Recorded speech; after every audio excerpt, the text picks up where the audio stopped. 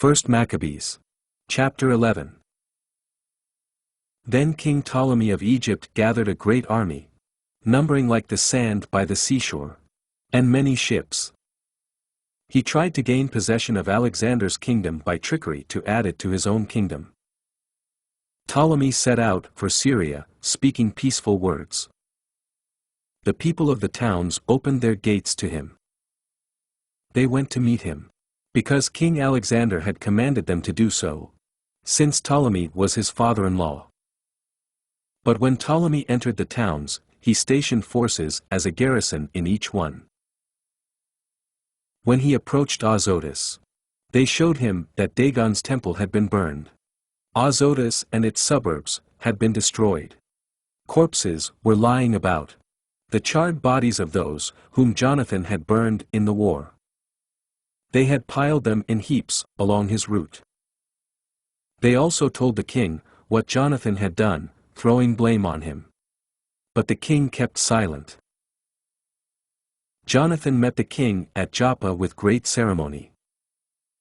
They greeted each other and spent the night there. Jonathan went with the king as far as the Eleutherus River, and then he returned to Jerusalem. So King Ptolemy gained control of the coastal cities as far as Seleucia by the sea. He kept devising evil plans against Alexander. He sent envoys to King Demetrius to say, "Come, let's make an agreement with each other. I'll give you my daughter to marry, Alexander's wife. Then you will rule over your father's kingdom. I now regret having given him my daughter since he tried to kill me." He cast blame on Alexander because he desired to take his kingdom.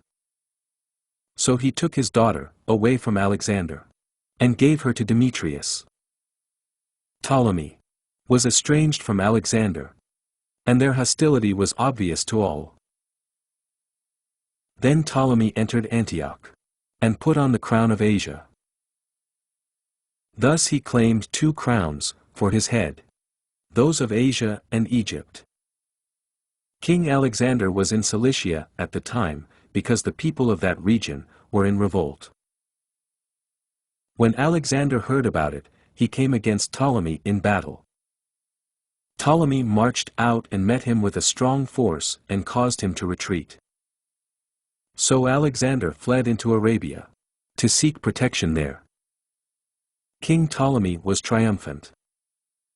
Zabdiel the Arab cut off Alexander's head, and sent it to Ptolemy. But King Ptolemy died 3 days later, and his troops in the fortress were killed by the inhabitants of the towns. So Demetrius became king in the year 167. In those days, Jonathan assembled the Judeans to attack the elevated fortress in Jerusalem. They built many engines of war to use against it. Certain renegades, who hated their nation, went to King Demetrius and told him that Jonathan was attacking the elevated fortress. When he heard this, he was angry, and set out immediately to go to Ptolemy. He sent an order to Jonathan not to continue the attack, but to meet him instead for a conference at Ptolemy, as soon as possible. When Jonathan heard this, he gave orders to continue the siege.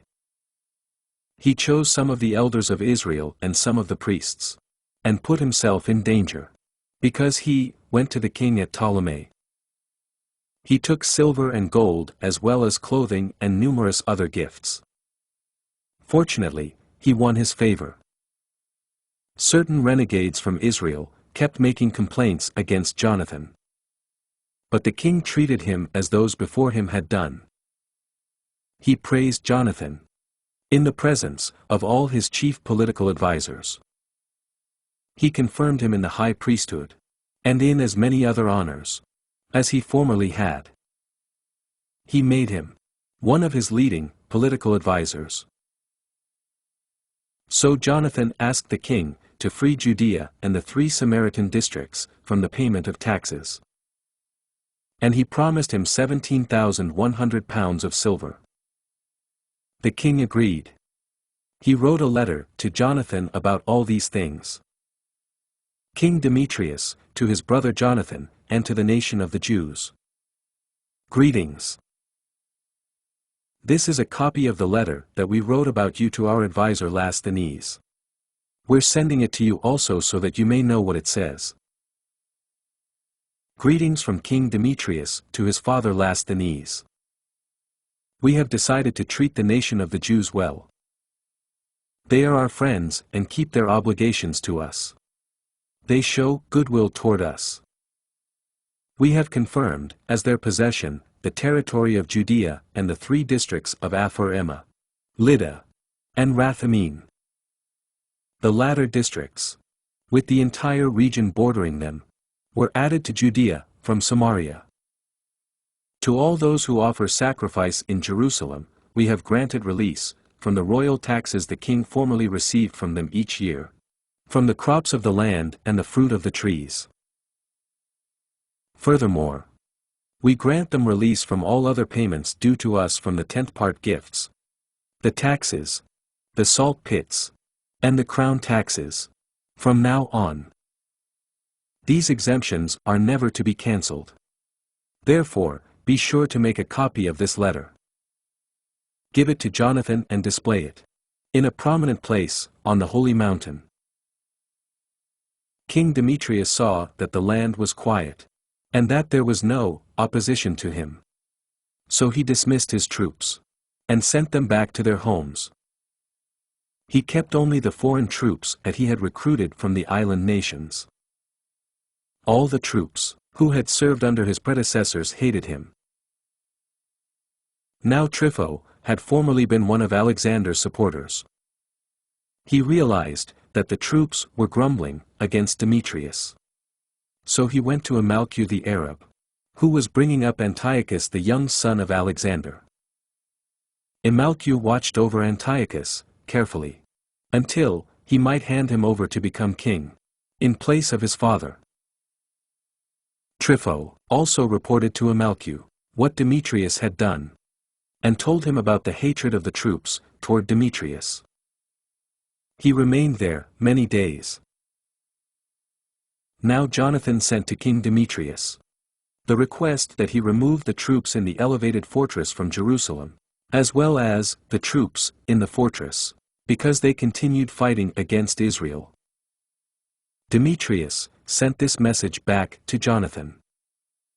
Not only will I do these things for you and your nation, but I will confer great honor on you and your nation, if I get an opportunity. In return, you would do well to send me some soldiers to help me, because my troops are in revolt. Jonathan sent 3,000 strong men to him at Antioch. When they came to the king, he rejoiced at their arrival. At that time, the people of the city assembled, 120,000 in number. And they wanted to kill the king. But he fled into the palace. Then the people took control of the main streets of the city and began to fight. So the king called the Jews to his aid. They rallied around him, and spread out through the city. They killed about 100,000 people that day. They set fire to the city, ravaged many goods, and saved the king. When the people saw that the Jews had gained control of the city as they pleased, their courage failed. They made a request of the king. Give us peace, and make the Jews stop fighting against us. They threw down their weapons, and made peace. So the Jews received honor from the king and all the people in his kingdom. They returned to Jerusalem with a large amount of treasure. So King Demetrius sat on the throne of his kingdom, and the land was peaceful before him. But he broke his word about all that he had said. He became estranged from Jonathan, and didn't repay the favors that Jonathan had done him. Instead, he treated him harshly. After this, Trypho returned, accompanied by the young boy Antiochus, who put on the crown and began to rule. The troops that Demetrius had dismissed gathered to fight against Demetrius and routed him, so he fled. Trypho captured the elephants and gained control of Antioch. Then the young Antiochus wrote to Jonathan, "I confirm you in the high priesthood, set you over the 4 districts, and make you one of the king's chief political advisers."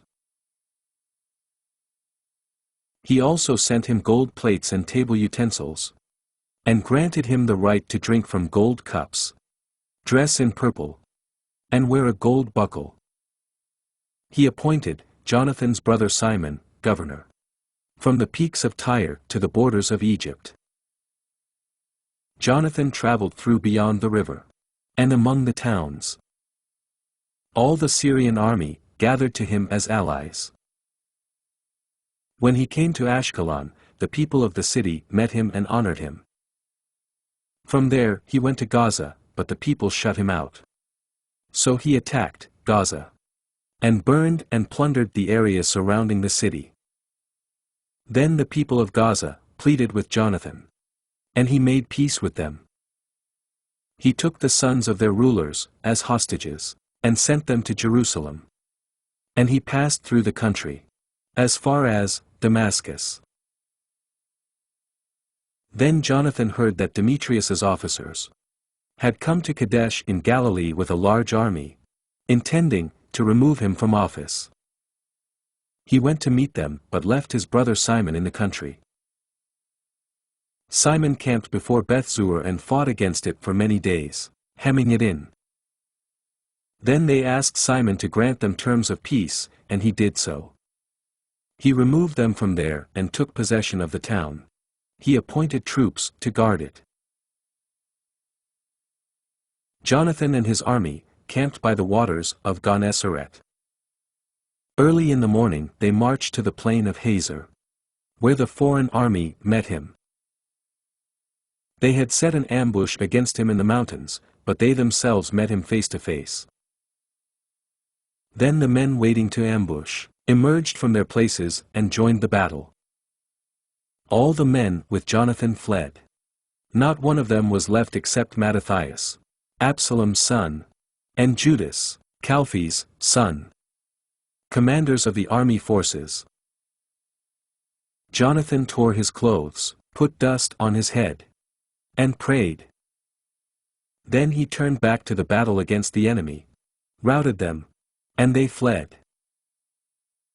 When his men who were running away saw this, they returned to him.